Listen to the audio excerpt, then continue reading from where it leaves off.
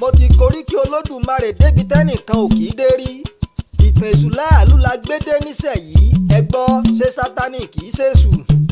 Esu Odara, Esu Laalu ògiri òkò, Esu láàróyè àrògbó, ajọ́ńtọ́lọ̀ ọkùnrin takọ̀bọ orúkọ lọ́bọ.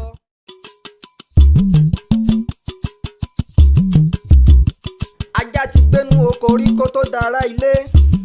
Ògìní ti lò gbà níjù rí kó tó máa sùn láàrin ọ̀dẹ̀. Àwọn òrìṣà ti gbáyé nígbà kan rí bí ọmọ adarí hurun kí wọn ó tó tẹni àkúnlẹ̀ bọ. Esu Laalu ti gbáyé bí ènìyàn nífẹ̀ẹ́ rí kórúkọ rẹ̀ ó tó wọnú ìwé mímọ́ tó wá dẹni ọmọ Yorùbá ń jù lépè. Akanji òde Akewi Agbaye, mo ti ṣèwádìí ìtàn Èṣù débi tó lápẹẹrẹ. Mo wá ṣetán mo fẹ́ sọrú ẹni tí látọpá ṣe. Ìwé ìtàn 18 ni mo kà níyẹ̀wù ní kọ́lọ́fín kí n tó bọ́ gbangba wálé àwásọ̀tàn. Ọpẹ́ ló tọ́ sí Dr. M.A. Fábùnmi Ọ̀dọ̀lẹ̀ Atọ́bàṣe Ilẹ̀ Ifẹ̀. Táwọn ìwé rẹ̀ jẹ́ atọ́nà tó gbóná. A tún forin dúpẹ́ lọ́wọ́ Professor Oriki pẹ̀lú àwọn pòfẹ́sọ̀ gbogbo lábẹ́ the Historical Society of Nigeria tí wọ́n kọ Grand Work of Nigerian History tá a ṣàmúlò. Professor Wande Abímbọ́lá mojúbàrẹ àgbà ìmọ̀. Ọ̀pọ̀ ìwé tó kọ l'Akewi Agbaye lò ní kọ́lọ́fín. Samuel Johnson náà tọ́ sí yíyìn nínú ọ̀rọ̀ orin fún iṣẹ́ ribiribi tí gbogbo yín ṣe. Samuel Johnson ló kọ the history of the Yorubas tá a ṣàmúlò. Oṣù méjì ọ̀tọ̀ọ̀tọ̀ ni mo lò lálẹ́dẹ̀ Ifẹ̀. Bí mo ṣe ń wọlé eléṣù ni mò ń wọlé elégúngún láti wátàn tó nù ni. Bá a bá sọ tiwa tán ohun tẹ́ ẹ bá rí ẹ sọ. Bẹ́ẹ̀ bá fẹ́ ẹ lè sọ p'Akewi Agbaye ń bẹ nínú ìmùlẹ̀ àgbáyé. Ìtàn tó nù ládàáni wáyé ní wátàn mọ́lẹ̀ sí àáṣe tiwa ká tó kúrò lórí èrùpẹ̀. Akanji òde ọmọ ẹlẹ́rìn mọ́sà, òòṣà ìrìn tí wọ́n ń fòbí kàn kárí ayé. Ẹkú ti mọ̀ pé ruwa kì í bá wọn hèrà tí ò lọ́mọ nú. Mo koríki àwọn àgbà nígbà kan. Mo sọsẹ́ ẹlẹ́yẹ olórí kunkun fi mọrú ẹni tẹ́lẹ̀yẹ ṣe. Mo ti koríki Olódùmarè débi tẹ́nìkan ò kì í dé rí. Ìtàn Esu Laalu la gbé dé nísẹ̀yìí. Ẹ gbọ́, ṣé Satani kì í ṣèṣù? Esu Odara, Esu Laalu ògiri òkò, Esu láàróyè àrògbó, ajọ́ńtọ́lọ̀ ọkùnrin takọ̀bọ orúkọ lọ́bọ. Láfihàn ọmọ ẹlẹ́bọ tí jorí ẹran. Esu Odara, orí mi má jẹ́ ń kó o. Èló lowó rẹ Odara? Mo ti mọye tó dára ń fẹ́. Ó kan lowó rẹ Odara, Odara bábáwo. Bóyá tá a bá sọ̀tàn Èṣù tán, gbogbo lórí kíkú tó ń forí balẹ̀ fòòṣà Èṣù ní tọ́lọ́fín táyé. Wọ́n á jẹ́ sẹ́rí padà sọ́dọ̀ Ọlọ́fin ọ̀run. Ọba ńlá tó dá gbogbo wa. Ìtàn Èṣù la gbé délé rò yìí. Ti Ṣàngó Olúkòso àyàrá aná ń bẹ lójú ọ̀nà pẹ̀lú Tani Ọ̀rúnmìlà. Akanji òde Akewi Agbaye, ẹja koríki Èṣù díẹ̀ ká tó sọ̀tàn ẹni akin. Ẹja kí láfihàn ọmọ ẹlẹ́bọ tí jorí ẹran. Ẹja kí láàróyè ọmọ àjùmù tó ń pera rẹ̀ lọ́dàrà. Àwọn ẹni tí ò gbọ́n àwọn òmùgọ̀. Wọ́n ní ẹni ibi ni láàróyè jẹ́. Bóyá bá a bá forin ewì sọ́sẹ̀ Èṣù ní gbàgede. Ọgbọ́n tó sálọ lọ́pọlọ wọn a kó sínú ọpọlọ wọn. Wọ́n á pèròdà lórí ẹni tí láàróyè jẹ́. Wọ́n á wá rí i pé Esu Odara kì í ṣe Satani, ó yàtọ̀. Akanji òde Akewi Agbaye, ó yá mo fẹ́ kí láàróyè dé pẹ̀kun. Mo fẹ́ kí baba kúkúrú tí jẹṣu nínú oko. Mo fẹ́ kí aláàásù àtàrí tí lọ fàtàfàtà létí àlà. Mo fẹ́ kí láfihàn ọmọ ẹlẹ́bọ tí jorí ẹran. Mo fẹ́ k'Odara wú ọmọ àjùmọ̀ olórí nífẹ̀ẹ́. Mo fẹ́ kí ògiri òkò débi tó lápẹẹrẹ. Esu Laalu ò kì í ṣe Satani rárá. Ẹni tó bá gbọ́n ẹja fetí sílẹ̀ ṣéwì. Esu Odara, ẹlẹ́gbàmá mìko, ẹlẹ́gbàmá yàko, èjì ajá lo, èjì ajá lo, èjì agigi mọ́láwó ìdẹ̀yìn, awo ilé ọ̀sá ló gbé. Òun ló dífá fún Ọ̀rúnmìlà lọ́jọ́ tó ń lọ rèé fún búburú k'Esu Odara lọ́rùn. Àtọ́bàjáyé ìwìn ilé awokáwo, ọ̀kárárá máwo, àyànrà bàtà awo ilẹ̀ ọjà. Ọlọ́pàá ọ̀run, agbẹnusọ àwọn òòṣà, alágàdáyé, ẹlẹ́ṣọ̀ Ògùn, òyìnṣẹ́ṣẹ́ṣẹ́lé, ṣẹ̀gìrì alágbàjá, ọlọ́fin pẹ̀ka ìlú, amọ̀nisẹ́ni mápò, ọba ńlẹ̀ kẹ́tù, èjì elémọ̀gán, atúnwàṣe ìbíní, gbádé ṣeré ìṣẹ́rí abọ́bagún wá ìdèrè abánikẹ́rù ayé gbégi ń gbòdì ọ̀run agbénlé sọ̀gọ́ sóde agbóde sọ̀gọ́ sínú ilé Esu Odara ajọ́ngọ́lọ̀ ọkùnrin afàdá tọrọ epo awúbámbá ti bá awúbámbá ti bà abarúrúbarú abarúrúbarú onílé oríta ṣẹ̀gìrì òdi ọ̀nà Esu Laalu ògiri òkò ta ni ò mọ̀ pé wọ́n lọ ní pàǹtí òkò agbénilé sọ̀kò sọ́jà agbọ́jà sọ̀kò sínú ilé ọ̀bẹ́lẹ́kún sunkún kẹrù ó bẹ́lẹ́kún ẹlẹ́kún sunkún láàróyè ń ṣẹ̀jẹ̀ òbónímí sunmí kẹrù ó bonímí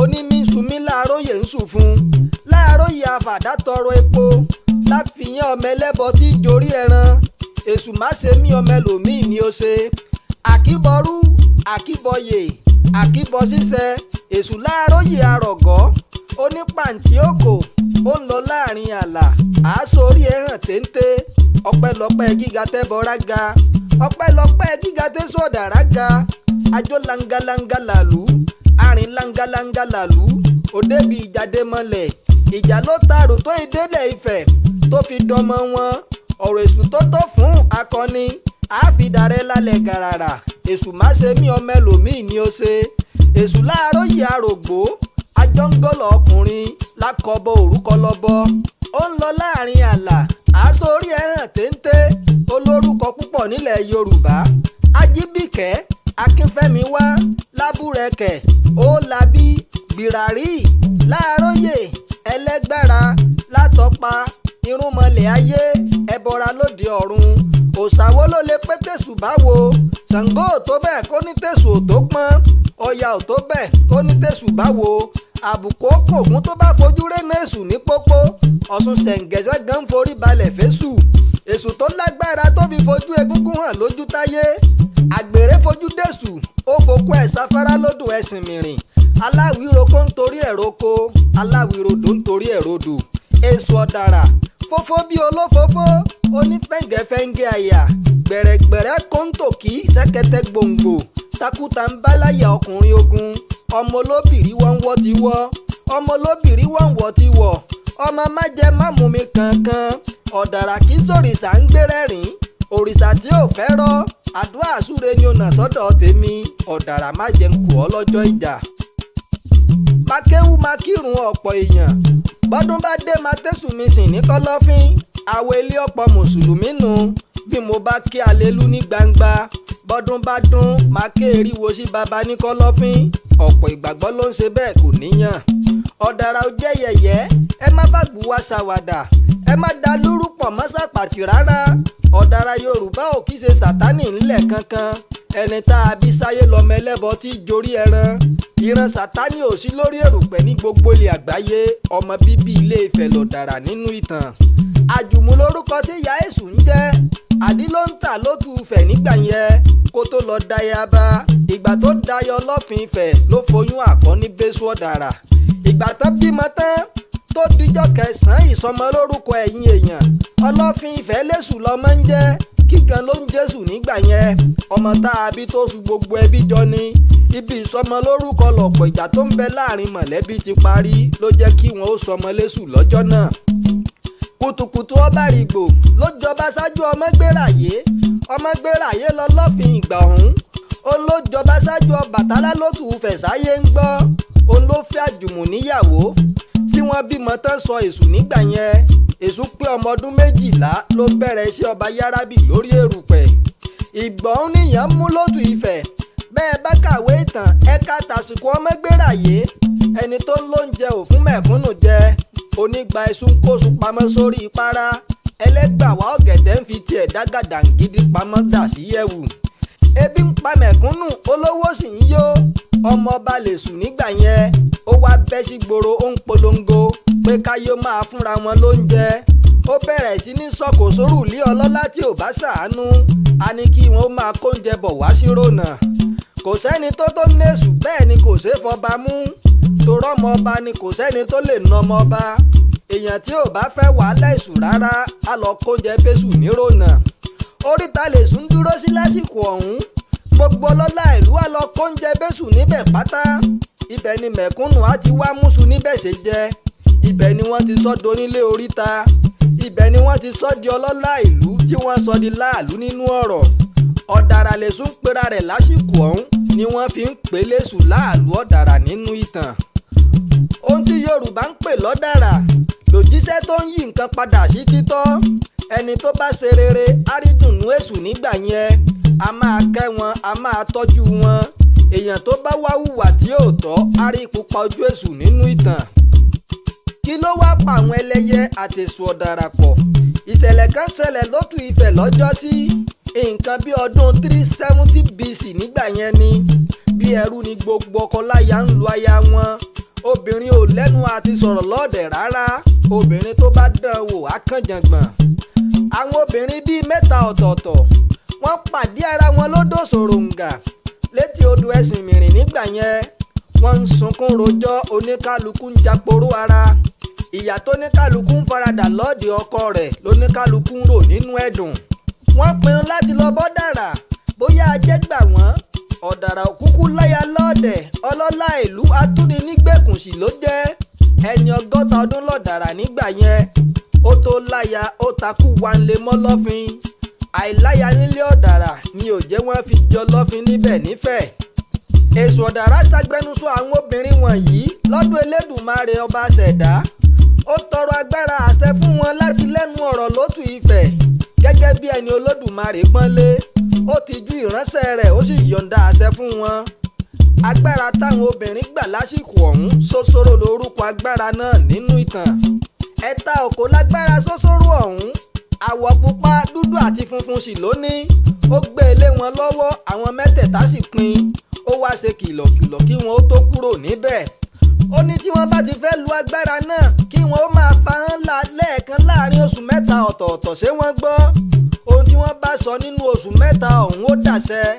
Bí wọ́n bá la agbára náà lálàájù á dun abẹ̀mí sínú àgọ́ ara wọn.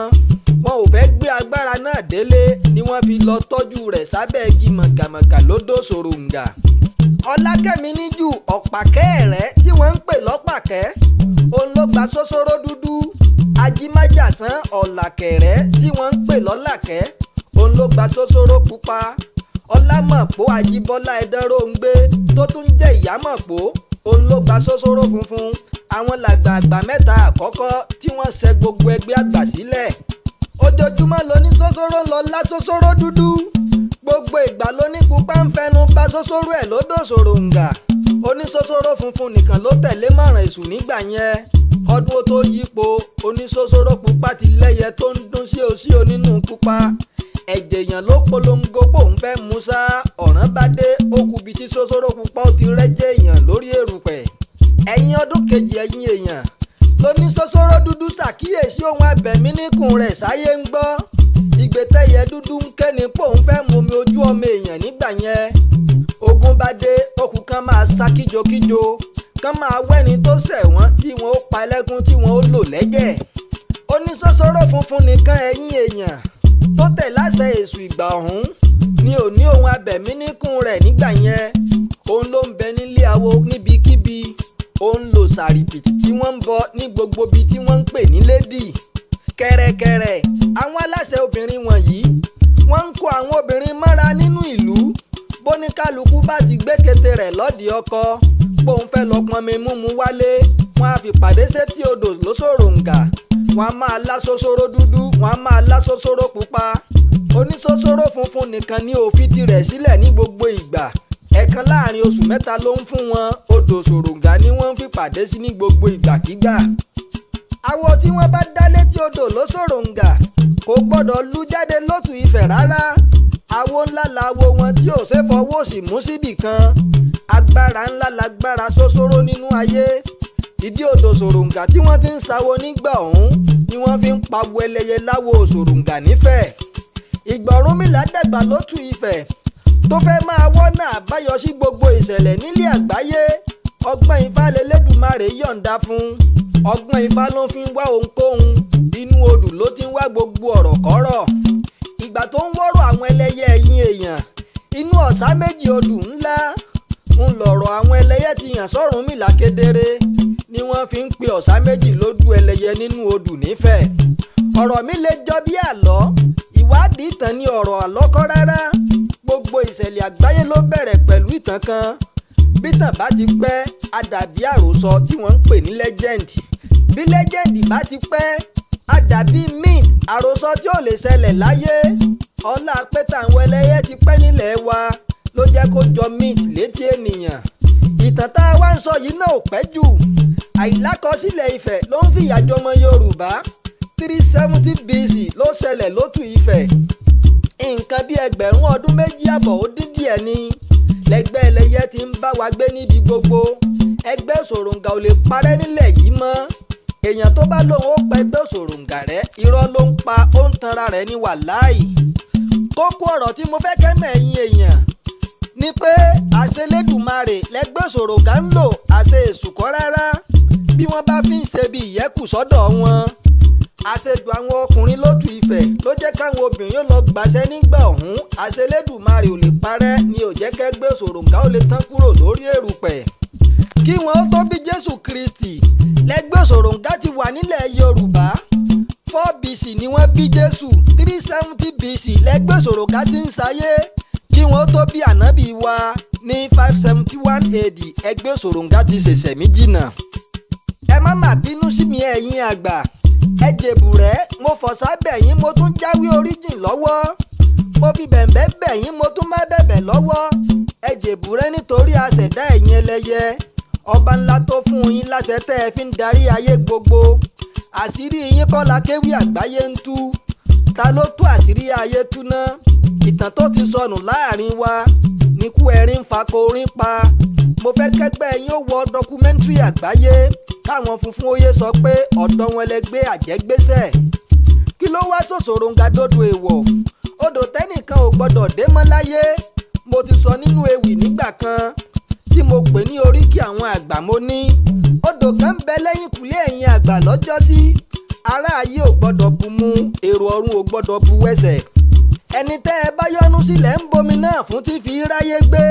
Ẹ má fomi yín gbé mi lọ ẹ̀yin ìyá mi. Ẹ jẹ́ n ráyé gbé, ẹ jẹ́ n ráyé ṣe. Ọlá ìtàn ọmọ òòṣà ló fẹ́ fi yín níràn lọ́jọ́sí tẹ́ ẹ fi fimú rẹ̀ fọn ìkéèmù. Odò ṣòròǹgà náà lórí ewì mi ń tọ́ka sí. Kí ló sọ domi tẹ́nìkan ò gbọ́dọ̀ bu mu? Kí ló sọgi màgàmàgà igi ńlá dígí tẹ́nìkan ò gbọ́dọ̀ dé mọ́ láyé? Bó làwọn ọkùnrin Ifẹ̀ ṣe bọ́ lọ́wọ́ àwọn àgbà? Àlàyé Akewi ń bọ̀ ní kúnkún nínú àwo tá a pè níta ní Ọ̀rúnmìlà. Esu Odara lólùtúkọ̀ ẹgbẹ́ àwọn àgbà wá sáyé. Ó bá Ọ̀pàkẹ́ oníṣóṣóró dúdú jà, ó sì sọ Ọ̀làkẹ́ oníṣóṣóró pupa lẹ́nu. Lórí àṣìlò agbára tó tọrọ fún wọn nígbà ọ̀hún, Ajíbọ́lá Ẹdàn Ìyámọ̀pó oníṣóṣóró funfun nìkan lògiri òkú bá jà. Ìgbà tó lọ tán kúrò lórí èrùpẹ̀. Gẹ́gẹ́ bí iṣẹ́ ìtúnisílẹ̀ nígbèkùn òṣì tó wá ṣe láyé, àwọn tó nífẹ̀ẹ́ rẹ̀ sọ́ dìbọ. Gẹ́gẹ́ bí gbogbo ẹni olùránṣáyé ṣe dẹni ayé ń bọ. Wọ́n ń bímọ, wọ́n ń sọmọ lẹ́sù gbèmí, Èṣù fún mi níyì nílẹ̀ Yorùbá. Bí wọ́n bá gbọ́ pé léèlésù lèèyàn ti wá, inú ọmọ Yorùbá dùn. Àkànjí òjì òpolongo òrìṣà Èṣù. Akewi Agbaye òpolongo ìsìn Èṣù rárá. Ọlọ́run ọba nìkan ni ìsìn tọ́ sí. Ọgbọ́n tó ti sọnù lágọ̀ọ́ ara wa ni mo fẹ́ kárí ọgbọ́n he. Ìtàn tó ti sọnù láàrin ọmọ Yorùbá l'Akewi Agbaye ń forí ewì jíyìn. Òjíṣẹ́ Ọlọ́run l'Esu Odara. Ẹni adániwáyé rán sótù Ifẹ̀ lọ́mọ ọmọgbéra yìí Ọlọ́fin Ifẹ̀ jẹ́. Bẹ́ẹ̀ bá rí tó bá ń sin Olódùmarè nígbà yẹn, ó máa dá yín lójú pé ní aránsáyé ni. Esu Odara kì í ṣe Sátánì rárá. Ẹ gbọ́ bó ṣe ń kí Olódùmarè nínú ìsìn. Èso awólẹ̀wọ̀ sóríta lẹ́bàá ọ̀nà a máa ní mímọ́ fún ọ lókè ọba ṣẹ̀dá. Olùdá ayé, olùdá ọ̀run. Ọlọ́fin tó dóhun gbogbo, ọlọ́fin tó dá gbogbo ìgbàkígbà. Ìwọ lolótù Ifẹ̀ àkọ́kọ́. Ìwọ lẹ̀kún ayé, ìwọ lẹ̀kún ọ̀run. Ìwọ nìtànsán rìbìtì tó tọ̀run là wá sáyé. Mo fẹ́ kó o bá wa tó tu Ifẹ̀ yìí tó. Ìsìn Esu Laalu rèé lórí ìkúnlẹ̀ nígbà tó bá fẹ́ tọrọ ohunkóhun lọ́dọ̀ aṣẹ̀dá. Bó ṣe sin Elédùmarè ọba àgbàré tó fi tọrọ ahọ́n àṣẹ fún gbogbo ẹlẹ́yẹ. Orí ìkúnlẹ̀ ló wà tó fi tọrọ agbára ṣoṣoro fún gbogbo obìnrin lótù Ifẹ̀. Ìwọ tó wá mẹ́sù ló lùsìn.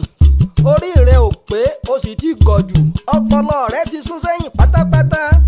Ó jẹ́ ronúpìwàdà kó o worú ẹni tẹ́sù jẹ́. Òun kan sin lọ́run ọ̀run kó tó lọ láyé ni. èṣù ògbéyangí síta rẹ̀ rí láyé kó máa tako lé e lórí gẹ́gẹ́ bí òrìṣà tó ń sìn. ẹ má borúkọ èṣù jẹ́, ìránṣẹ́ Elédùmarè ló jẹ́. kò sì jọ mí lójú, àwọn kan ti mọ́mọ Màríà gẹ́gẹ́ bí ìbọ, àwọn kan ti mọ́mọ Àmínátù gẹ́gẹ́ bí òòṣà. bẹ́ẹ̀ bá dọ̀run ẹ̀ jìyà ẹ̀ṣẹ̀. gbogbo ẹni tó ń sin Láàlú gẹ́gẹ́ bí Olódùmarè láyé, gbogbo ẹni tó mọ́mọ Ọ̀rànmíyàn Ṣàngó gẹ́gẹ́ bí ìbọ, àwọn tó ń forí balẹ̀ fún Jésù bí Elédùmarè, ìyà ń bẹ tẹ́ ẹ bá kú. àwọn tó sọ Ànábì Muhammadu dòòṣà ẹ jìyà tó bá dọjọ́ ìkẹyìn. ẹ má ṣe òòṣà mọ́ lórí èrùpẹ̀, ìránṣẹ́ Elédùmarè lásán ni wọ́n jẹ́. bó bá dọjọ́ ìdájọ́, àwọn tá a sọ dòòṣà á mú jàǹlẹ̀ pẹ̀lú wa, wọ́n ta wa lè mọ́ wa lọ́wọ́ pé sí ọwọ́ wa ni. àwọn ò rán wa pé ká ṣàwọn dòòṣà nígbà táwọn wà láyé. ẹ jẹ́ á ronú ká pa bíbọ òrìṣà tì lórí èrùpẹ̀. ẹni tó ń sin Jésù àtànábì lórí èrùpẹ̀, wọn ò yàtọ̀ sólòṣà rárá.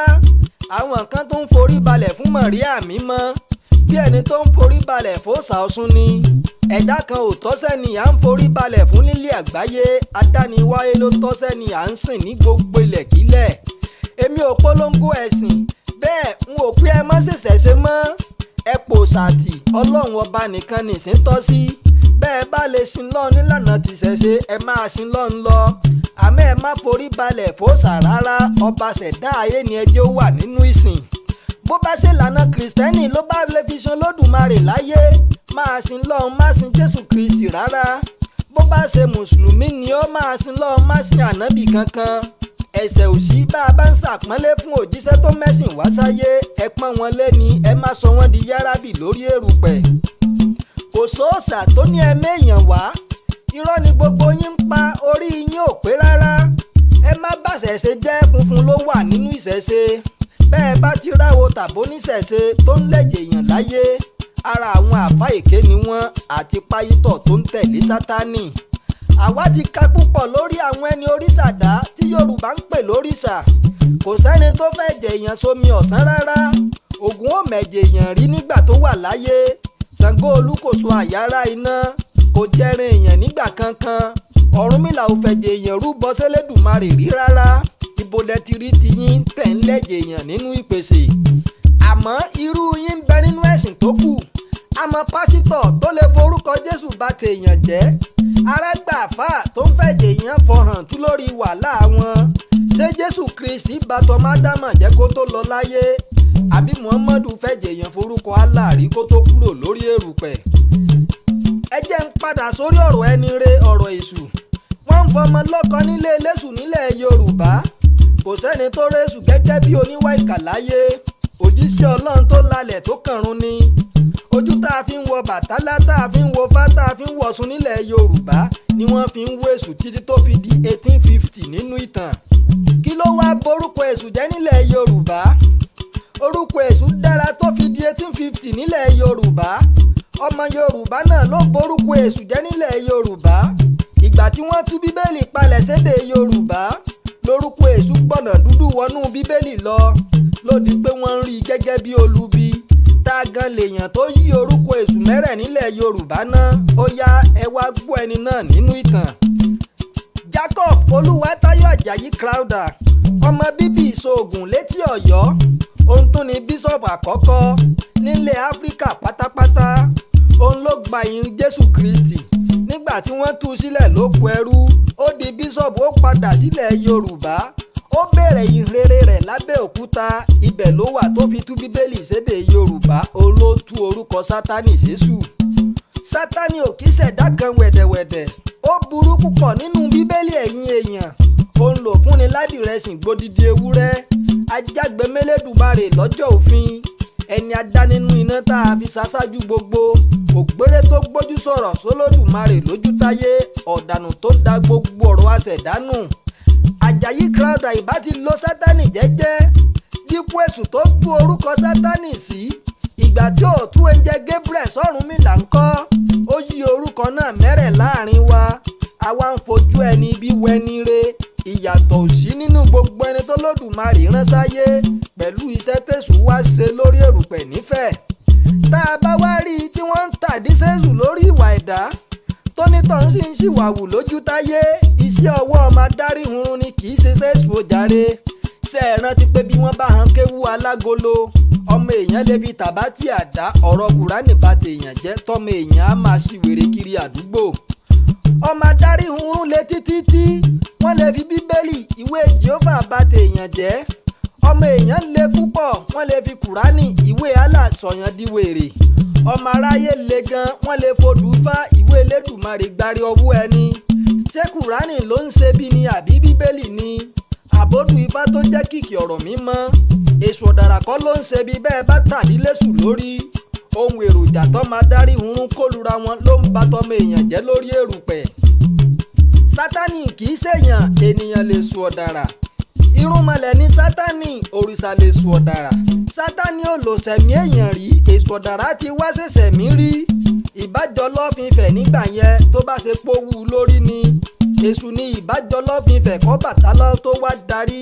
àmọ́ ká máa lo pọ́lá níbi tọ́mọ tálákà ò gbé ní ó jẹ́ ohun tó kórìíra púpọ̀ nínú ìwà. Sátánì ò lóbì Esu Odara lóbì. kò síbi tí wọ́n ti bí Sátánì láyé ọmọ Ilé Ifẹ̀ l'Èṣù nílẹ̀ wa. Àjàyí Crowther ló wò ṣe Sátánì nínú bíbélì tó gbé Esu Odara lábíyá. àṣẹ burúkú ṣe rere l'Esu Odara gẹ́gẹ́ bí gbogbo ọmọ èèyàn lórí èrùpẹ̀. ìbọ l'Èṣù òrìṣà l'Èṣù láàrin ọmọ Yorùbá. ẹni òrìṣà dá l'Èṣù jẹ́ iṣẹ́ rere ọwọ́ rẹ̀ ló jó dìbọn nígbà tó lọ láàrin wa. òjíṣẹ́ Elédùmarè ló jẹ́ Èṣù kìí ṣe Sátánì ẹ lọ gbà bẹ́ẹ̀. ọ̀pọ̀ ló ń fèsù ré nílẹ̀ Yorùbá. wọ́n á gbàdúrà títí tí ogun náà ò ní ṣẹ́. torí ẹni tó yẹ ká fi ré kọ́ là á fi ń ré. Sátánì tó ń dààmú ẹ̀dá ló yẹ kó gbèpì ẹnu. òun ló yẹ ká kojú ogun ayé wa sí gbogbo. kò sóhun tó k'Esu Odara nínú ogun tó ń dààmú ẹ̀dá láyé. ẹni tó bá gbọ́n ẹ fèsù sílẹ̀ ẹjá fi Sátánì ṣépè. ọ̀pọ̀ l'Esu Laalu ó pè lẹ́jọ́ níwájú aṣẹ̀dá ayé aṣẹ̀dá ọ̀run. lọ́jọ́ tá a bá lọ tán tá dájọ́ ńlá fẹ́ dájọ́ ayé fún irọ́ tọ́pọ̀ ènìyàn ń pa Esu Odara ní dúníyàn. bádágbèrè bá hùwà gbèrè tán wọn l'Esu Odara ló tì wọ́n. bóníṣẹ́ ẹbí bá ṣe tirẹ̀ tọwọ́ sì tún níṣẹ́ ẹbí wọn á tún níṣẹ́ bàbá kúkúrú ni. ọ̀pọ̀ ìwà òdì tẹ́dá ń wù bó bá já wọn l'Esu Odara ló ń ṣìkà. ẹ̀rín apamí títí tí bàbá ń parọ́ m'Esu Odara. adániwáyé ń bẹ lókè tó fọwọ́ lẹ́rán. ó ń dúró ní kálukú dọ́jú ẹ̀san. ẹni apárọ́ máa wá ta wá ń lé níwájú ẹni tó parọ́ mọ́ ni. gbèsè lọ́pọ̀ ọmọ Yorùbá fìwà rere wọn san f'Èṣù tán bá kú inú iná ni gbogbo iṣẹ́ tó kù á gbé wọn wọ̀ wá láàyè. ẹ má f'Èṣù ré mọ́ ẹ má parọ́ mọ́ máa jùmúpọ̀ ló wà lẹ́yìn ìwà ibi. ẹni adániwáyé rán sáyé kó wá tún lé ayé ṣe ni. gbogbo ìwà òṣì tẹ́dá bá ń wù nílé ayé iṣẹ́ Èṣù kọ́ rárá. ẹ má parọ́ m'Esu Odara mọ́ ẹ lọ parọ́ mọ́ Sátánì pòun ló tì yín pé ẹ wúwa ìkà. bí wọ́n bá bi yín léèrè pé ta ló forin pìtàn Èṣù sórí àwo kẹ́ ẹ sọ pé Adéwìnbí ọmọ ọba ni. Àkànjí òjé Akewi Agbaye lèmi ń jẹ́. ọ̀gbágilá àbápèpo ọ̀tẹ̀ gbòǹgbò ọ̀nà sómi sùúrù. ikú ẹ̀rín ni mí tí ò gbọ́dọ̀ sójú ọ̀rọ̀. ìmọ̀dú ni mí ibi abágbé pìtàn ibi àṣánà. adániwáyé ló rọ ọ̀rọ̀ ẹnu tèmi lágbára. òòṣà ìrìnmòjé ni mí tí gbogbo ayé ń fobì yìí kàn. Àkànjí òjé Akewi Agbaye mo ti ṣèwádìí ìtàn Èṣù débi tó lápẹẹrẹ. mo wá ṣetán mo fẹ́ sọrú ẹni tí Látọpá ṣe. ìwé ìtàn 18 ni mo kà níyẹ̀wò ní kọ́lọ́fín kí n tó bọ́ gbangba wálé àwá sọ̀tàn. ọpẹ́ ló tọ́ sí Dr. M.A. Fábùnmi Ọ̀dọ̀lẹ̀ Atọ́bàṣe Ilẹ̀ Ifẹ̀. táwọn ìwé rẹ̀ jẹ́ atọ́nà tó gbóná. a tún forin dúpẹ́ lọ́wọ́ Pòfẹ́sọ̀ Oriki pẹ̀lú àwọn pòfẹ́sọ̀ gbogbo.